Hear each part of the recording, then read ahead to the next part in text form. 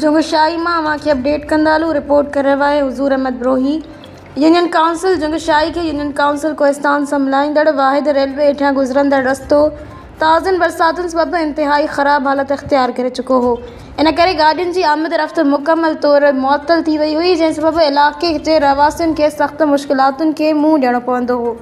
इहा ॻाल्हि पिणु क़ाबिल ज़िक्र आहे त दरगाह हज़रत जुंगशाई पीर रहमतुल्लाह अलैह जो सालियानो उर्स मुबारक 13 रबीउ सानी ते मुनक़िद थियण वारो आहे ऐं इहो ई रस्तो ज़ाइरीन ऐं अक़ीदतमंदनि जे गुज़रण जो अहम ज़रियो आहे।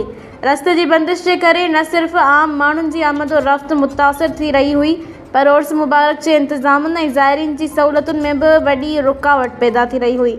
जुंगशाई जे सियासी समाजी अॻुवाणनि पारां सोशल मीडिया ते आवाज़ उथारण जो अॻूणे नाज़िम बशीर अहमद जोखियो, बख़त अली जोखियो ऐं चेयरमैन ग़ुलाम मुस्तफ़ा जोखियो तुर्त नोटिस वठी रेलवे पुल खां उर्स मुबारक जे ज़ाइरीन लाइ रस्ते जो मुरमती कमु शुरू कराए छॾियो आहे।